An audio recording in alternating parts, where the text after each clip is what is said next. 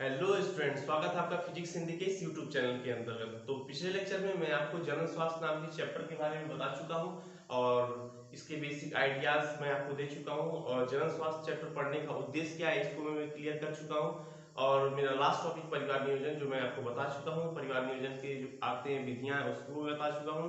अब मेरा आज जो रहेगा अगला टॉपिक यौन संचारित रोग होंगे, क्या होंगे।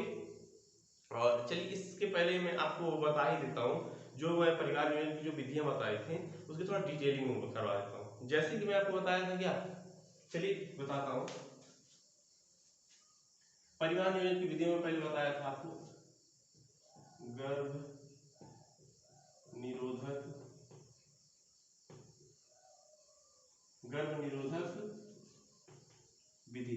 गर्भ निरोधक विधि में पहला क्या था, गर्भ निरोधक विधि के अंतर्गत पहला आएगा कॉपर टी का इस्तेमाल करना। मतलब कि कॉपर टी का इस्तेमाल करना मैं आपको बताया था ना, कॉपर टी का इस्तेमाल करना। आखिर में कॉपर टी क्यों लगाया जाता है, तो जैसा कि हम जानते हैं जो फीमेल का रिप्रोडक्टिव पार्ट यानी कि उसका जो यूटेरस होता है कुछ ऐसे होता है, ठीक है। ये देखिए यहाँ पे ये एम्प्यूलरी स्थैमिक जंक्शन है, ये एम्प्यूला है, फीमेल का रिप्रोडक्टिव पार्ट है, ठीक है, ये रहा। और यहाँ फीमेल का रिप्रोडक्टिव पार्ट है ये वाला। और यहाँ पे क्या होता है, अंड होता है, यहाँ भी अंड होता है, ये सर्विक्स वेजाइना वाला पार्ट है, ठीक है। और यहाँ पे ऐसे ऐसे क्या रहते हैं, कवरिंग रहते हैं, ऐसे ऐसे यहाँ भी कवरिंग रहते हैं, यहाँ भी कवरिंग रहते हैं। इसको क्या बोलते हैं, गर्भाशय बोलते हैं। तो जान लीजिए कि कॉपर टी का इस्तेमाल करूँ तो यहाँ पे हम क्या लगाते हैं, टी जैसे एक संरचना होती है, कॉपर का बना रहता है। ये कॉपर क्या करते हैं, कॉपर टी क्यों उसको बोलते हैं, इसलिए बोलते हैं ये कॉपर का बना रहता है और टी आकार का होता है। तो एक्चुअली क्या होता है, यहाँ से जो हमारा क्या निकलता है, यहाँ से हमारे निकलते हैं अंडाणु। अंडाणु या एम्फिलियरी स्थैमिक जंक्शन में पहुंचा रहता है इसके लिए, निषेचन के लिए। और यहाँ से हमारा क्या जाता है, शुक्राणु जाता है, ठीक है। शुक्राणु जाता है और अंडाणु से मिलकर निषेचन होता है। तो कॉपर टी क्या करता है, गर्भ निरोधक की तरह कॉपर टी कैसे काम करता है, तो कॉपर टी स्त्रियों के गर्भाशय में रोपित कराया जाता है और ये क्या करते हैं, कॉपर आयन रिलीज करते हैं, Cu+2, इसको बोलते हैं कॉपर आयन। ये कॉपर आयन रिलीज करते रहते हैं, जिसकी वजह से क्या करते हैं, ये कॉपर आयन इस शुक्राणु को निष्क्रिय कर देते हैं। क्या करते हैं, कॉपर आयन शुक्राणु को निष्क्रिय कर देते हैं। अब बताओ शुक्राणु यहाँ पे निष्क्रिय, जितने शुक्राणु आ रहे हैं कॉपर आयन उसको निष्क्रिय कर दे रहा है, निष्क्रिय कर दे रहा है। तो बताओ यहाँ पे शुक्राणु आया वो सक्रिय है ही नहीं, मतलब कि उसको नष्ट कर दिया जा रहा है, तो क्या वो अंडाणु से निषेचन कर पाएगा, नहीं हो पाएगा निषेचन। तो हमारे यहाँ पे गर्भ धारण की प्रक्रिया है, तो एक प्रोसेस हो गया गर्भ निरोधन की, ठीक। कॉपर टी, ऐसे कॉपर 7 की यूज किया जाता है। कॉपर 7 की यूज क्यों करते हैं, कॉपर 7 ऐसे टी नहीं, वो 7 जैसा होता है, फिर वो भी कॉपर आयन रिलीज करता है, इसलिए उसको यूज करते हैं, वही काम करता है, 7 इस आकृति का होता है, ठीक है। और आपको बताया था, मैं आपको बता दूं, कॉपर टी का इस्तेमाल करना, कॉपर 7 का इस्तेमाल करना हो गया।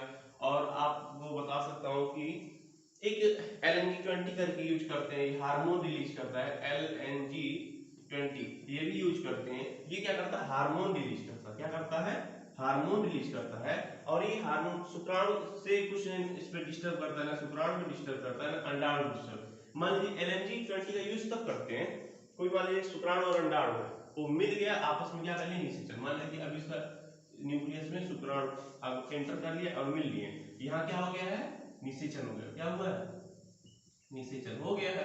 अच्छा, अब निषेचन हो गया तो अब इससे तो गर्भधारण हो जाएगा। तो लेकिन जब LNG20 का यूज कर लेते हैं तो LNG20 क्या करते हैं, हार्मोन रिलीज करते हैं, क्या करते हैं, हार्मोन रिलीज करते हैं, जिसकी वजह से जो गर्भाशय की जो दीवार होती है ना, ये अनसुटेबल हो जाती है। क्या हो जाती है, अनसुटेबल हो जाती है, इसको बोलते हैं अनसुटेबल फॉर, इसके लिए ये अनसुटेबल होती है, जिसकी वजह से ये जो निषेचन हुआ, जो क्या बना, जाइगोट बना। निषेचन के पश्चात क्या होता है, जाइगोट बनता है। अब ये जाइगोट क्या होता है, आता है यहाँ पे रूपित होने के लिए, तभी ना इसमें वृद्धि होगी, इससे फिर भ्रूण बनेगा। लेकिन यहाँ पे क्या होता है, जाइगोट आता है यहाँ पे, लेकिन गर्भाशय यहाँ पे अनसुटेबल है, तो यहाँ पे कैसे, यहाँ पे चिपकेगा तब तक इसको गिरा देंगे। तो क्या होता है, ये जाइगोट नष्ट हो जाता है। जब इसको पोषण नहीं मिलेगा, कहीं इसको स्थान नहीं मिलेगा, तो ये करेगा क्या, फिर ये क्या होता है, नष्ट हो जाता है, फिर इसका कोई कार्य बचता ही नहीं है, इसको नष्ट कर दिया जाता है।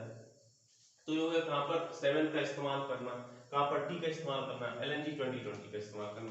तो ये रहे छोटे छोटे टॉपिक्स। कॉन्डोम का इस्तेमाल करना, कॉन्डोम का इस्तेमाल क्यों करते हैं, ताकि नर अपने उसको पेनिस में लगा ले, जिसकी वजह से शुक्राणु का क्या है स्खलन उसी में हो, सिक्रेशन जो हो उसी बैग लाइक स्ट्रक्चर में ही हो। तो वो अगर फीमेल के रिप्रोडक्टिव ट्रैक में जाता है तो फिर रिप्रोडक्शन की चांसेस रहती हैं, और रिप्रोडक्शन के चांसेस होंगे कंप्लीट हो जाएंगे तो फिर क्या होगा, फिर वही समस्या शुरू, इसलिए उसका यूज करते हैं।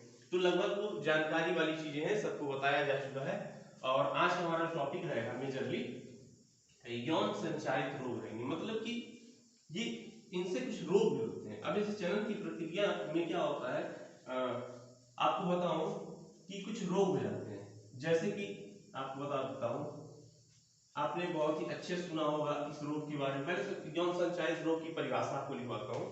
यौन संचारित रोग,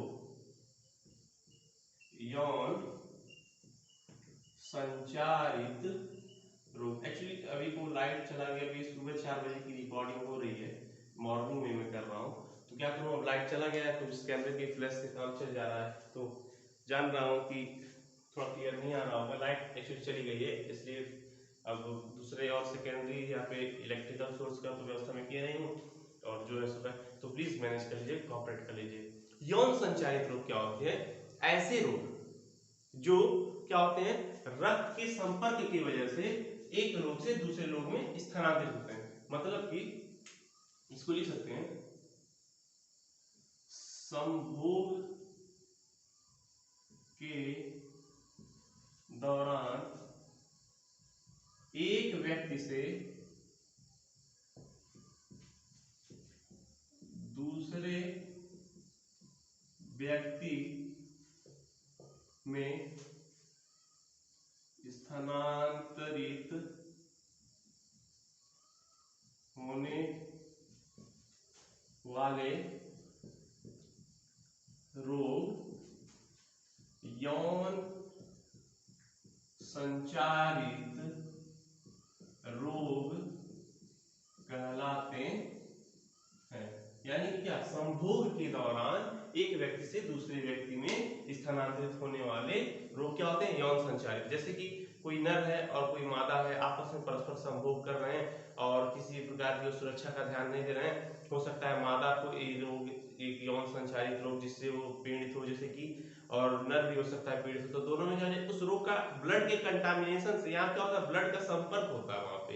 एक्चुअली हमारा शुक्राणु भी क्या होता है, टाइप ऑफ ब्लड ही है। आप लोग अगर हायर स्टडी में जाएंगे पढ़ेंगे तो वहाँ ब्लड का कंटामिनेशन होता है, जिसकी वजह से फिर ये रोग ट्रांसफर हो जाते हैं।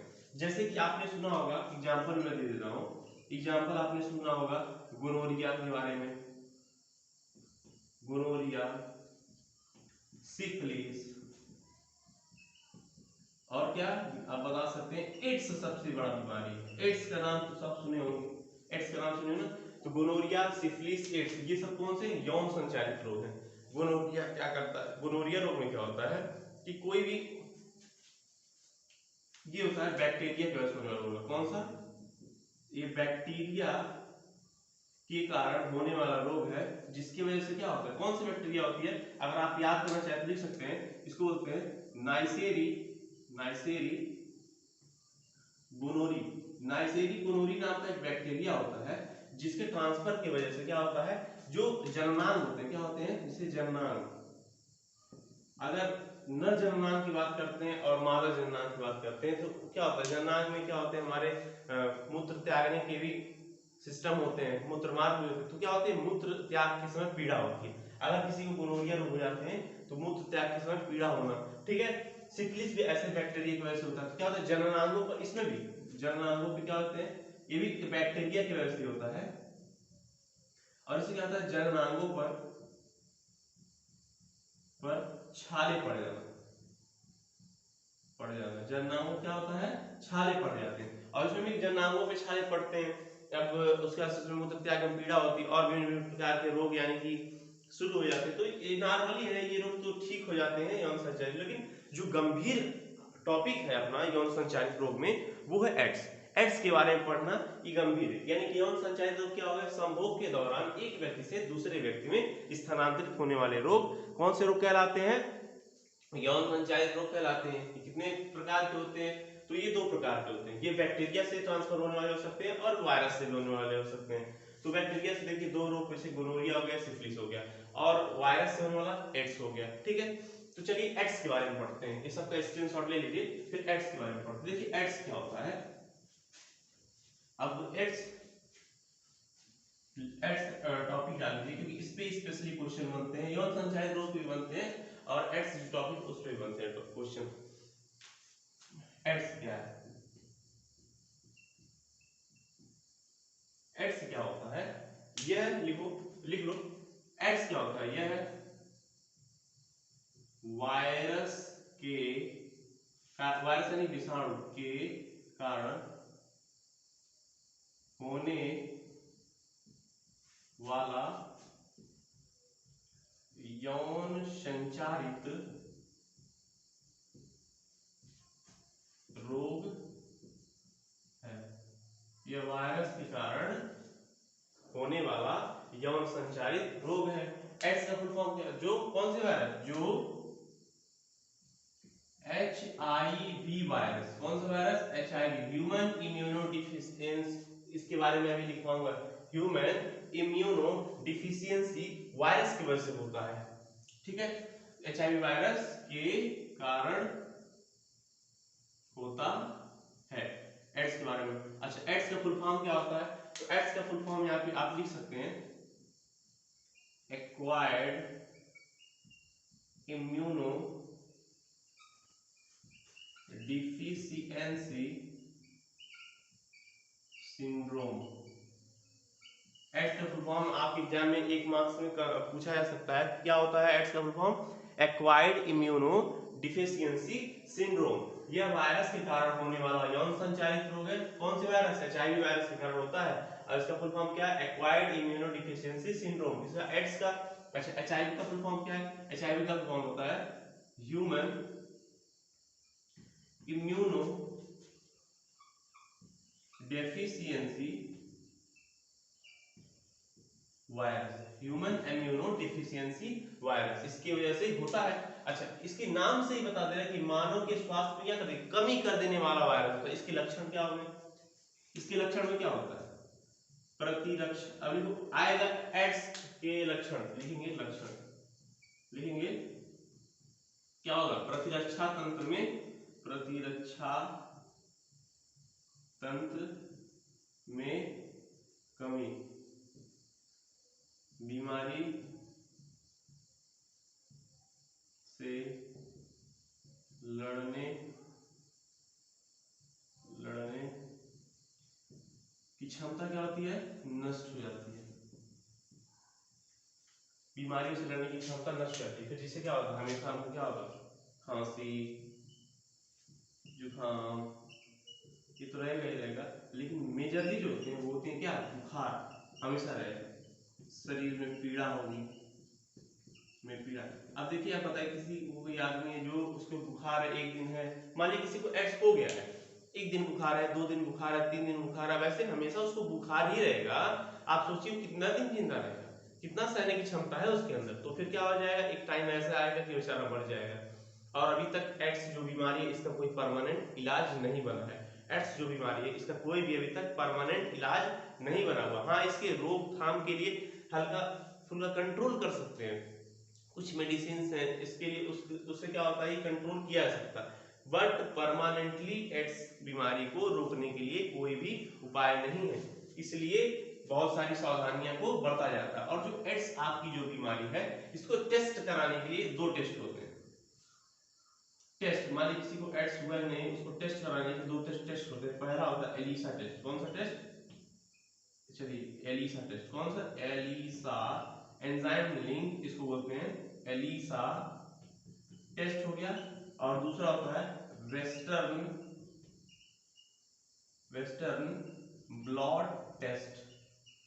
इंपॉर्टेंट क्वेश्चन है, यहाँ तक कि AIPMT लेवल तक के क्वेश्चन बनते हैं। एड्स को जांच कराने के लिए कौन से 2 टेस्ट कराए जाते हैं, तो एड्स के जांच कराने के लिए 2 टेस्ट जिनका नाम है एलिसा टेस्ट और वेस्टर्न ब्लॉट टेस्ट, ये दोनों टेस्ट को कराया जाता है। तो ये रहे हमारे एड्स के टॉपिक, और यहीं पे मैं आज का लेक्चर समाप्त करता हूँ। और आप चाहे एड्स के बारे में लिख लीजिए। और ये था एड्स के बारे में, यौन संचारित रोग के बारे में। फिर आने वाले लेक्चर्स में मैं आपको आगे की पढ़ाई कंटिन्यू कराऊंगा। तो ठीक है, मिलते हैं अगले क्लास में, तब तक के लिए गुड बाय। पढ़ाई करते रहिए, ऑल द वेरी बेस्ट।